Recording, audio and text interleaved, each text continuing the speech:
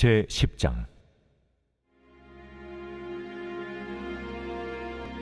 바사왕 고레스 제3년에 한 일이 벨드사살이라 이름한 다니엘에게 나타나는데 그 일이 참되니 곧 큰 전쟁에 관한 것이라. 다니엘이 그 일을 분명히 알았고 그 환상을 깨달으니라. 그때 나 다니엘이 세 일의 동안을 슬퍼하며 세 일에가 차기까지 좋은 떡을 먹지 아니하며 고기와 포도주를 입에 대지 아니하며 또 기름을 바르지 아니하니라.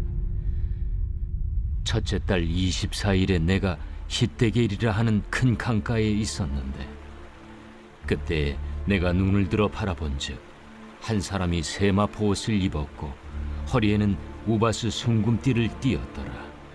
또 그의 몸은 황옥 같고 그의 얼굴은 번갯빛 같고 그의 눈은 횃불 같고 그의 팔과 발은 빛난 놋과 같고 그의 말소리는 무리의 소리와 같더라. 이 환상을 나 다니엘이 홀로 보았고 나와 함께한 사람들은 이 환상은 보지 못하였어도 그들이 크게 떨며 도망하여 숨었느니라. 그러므로 나만 홀로 있어서 이 큰 환상을 볼 때에 내 몸에 힘이 빠졌고 나의 아름다운 빛이 변하여 썩은 듯하였고 나의 힘이 다 없어졌으나 내가 그의 음성을 들었는데 그의 음성을 들을 때 내가 얼굴을 땅에 대고 깊이 잠들었느니라. 이번 한 주간도 하나님과 동행하시면서 큰 은혜와 평강을 누리시기를 주님의 이름으로 축복합니다. 오늘 본문에 등장하는 다니엘의 나이가 84세에서 85세 정도 되었을 것으로 추정하고 있습니다. 85세나 되는 다니엘이 어떤 기도의 자세를 가졌느냐 하면 2절과 3절을 보시겠습니다. 그때에 나 다니엘이 세 일해 동안을 슬퍼하며 세 일해가 차기까지 좋은 떡을 먹지 아니하며 고기와 포도주를 입에 대지 아니하며 또 기름을 바르지 아니하니라. 다니엘이 고기를 끊었습니다. 금식을 했습니다. 그리고 기름을 바르지 아니했다고 말씀하고 있습니다. 당시의 중동의 사막 기후에서는 목욕을 하고 난 다음에는 몸이 트는 것 때문에 반드시 몸에 기름을 바릅니다. 그러니 기름을 바르지 않았다는 것은 다니엘이 목욕을 하지 않았다는 것입니다. 그러니까 기도하는 그 기간 동안에는 목욕을 하지 않았다는 것입니다. 며칠 동안입니까? 세 일해 동안입니다. 21일 동안 그렇게 하지 않았다고 하는 것입니다. 우리가 21일 동안 다니엘 기도회를 하고 있지 않습니까? 바로 그런 의미를 말하는 것입니다. 21일 동안 다니엘은 먹지도 않고 목욕도 하지 않고 하나님 앞에 납작 엎드려서 간절한 마음으로 슬퍼하며 기도했습니다. 왜 그런 기도를 했습니까? 1절에 보니까 영적인 큰 전쟁을 앞에 두고 있습니다. 영적인 큰 전쟁이 앞에 있지만 다니엘이 우선적으로 한 것이 무엇입니까? 세 일해 동안 먹는 것을 중단하고 몸을 씻는 것을 중단하고 하나님께 기도한 것입니다. 실제적으로 다니엘이 기도한 이유가 두 가지가 있습니다. 첫 번째는 동족 때문입니다. 성경학자들은 다니엘이 거의 마지막 기간이기 때문에 이미 몇 년 전에 에스라를 비롯하여 다시 예루살렘으로 포로 귀환이 조금 있었습니다. 4, 5만 명 정도가 포로 귀환을 했습니다.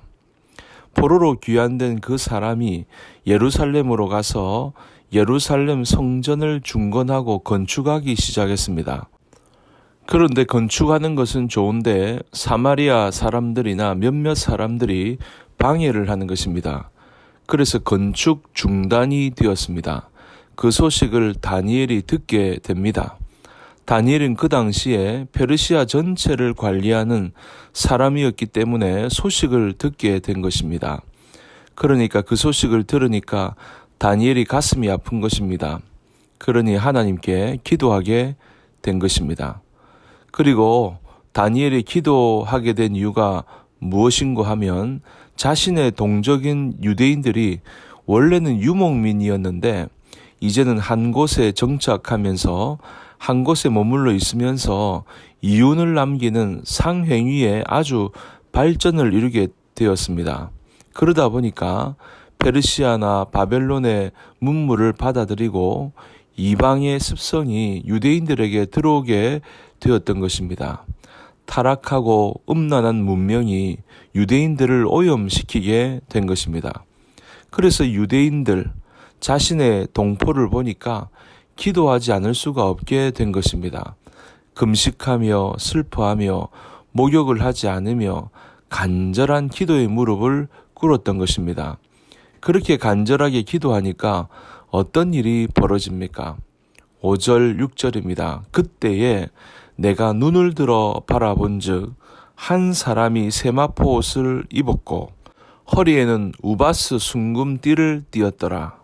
또 그의 몸은 황옥 같고 그의 얼굴은 번갯빛 같고 그의 눈은 햇불 같고 그의 팔과 발은 빛난 녹과 같고 그의 말소리는 무리의 소리와 같더라. 무슨 일이 벌어졌습니까?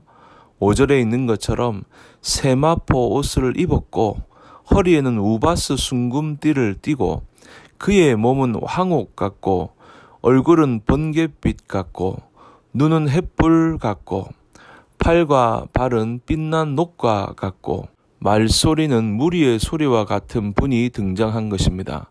무슨 말입니까? 여러분, 정성을 다하여 무릎을 꿇고 기도하면 여기 이분이 누구십니까? 바로 예수님이십니다. 예수님이 우리의 역사 속에 개입하시는 것입니다. 오늘 이 내용을 다니엘만 보았습니까?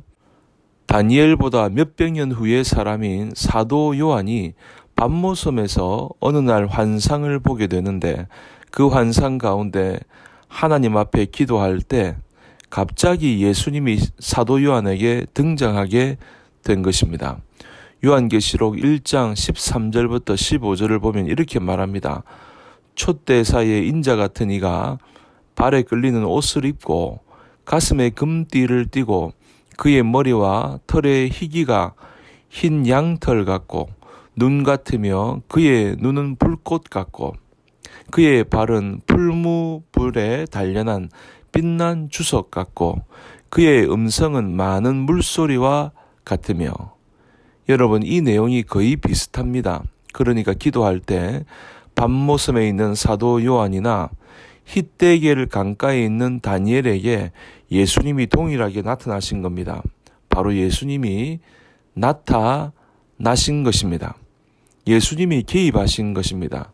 여러분, 하나님이 나타나시고 개입하시는 것은 하나님이 그 사람을 특별하게 사용하시기 위해서 나타나시는 겁니다. 예를 들어 여호수아에게 여호와의 군대 장관으로 나타나셨고 야곱에게는 천사와 씨름하는 모습으로 나타나셨고 아브라함에게는 여행자의 모습으로 나타나셨습니다. 이사야에게 있어서 하나님은 보좌에 앉으신 영광스러운 왕의 모습으로 오신 예수님을 만났습니다.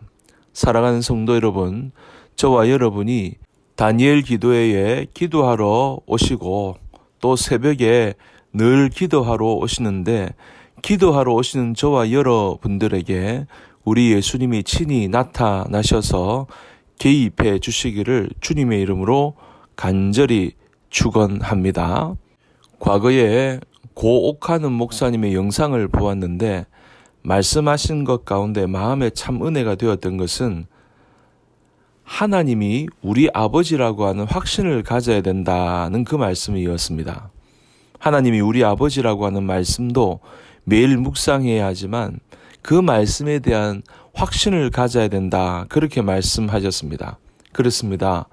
오늘 우리가 확신하면서 기도해야 될 것은 바로 이것입니다. 우리가 기도할 때 하나님이 친히 개입할 것이다. 아브라함에게 나타나셨던 여행자의 모습처럼 야곱에게 나타나셨던 천사의 모습처럼 여호수아 장군에게 나타나셨던 여호와의 군대 장관처럼 우리 삶에 친히 역사하셔서 모든 악한 것들을 물리쳐 주시고 하나님이 친히 도우시는 인생이 될 것이라는 확신을 가지고 이 하루 또 평생을 살 수 있게 되기를 우리 구주 예수님의 이름으로 간절히 축복합니다.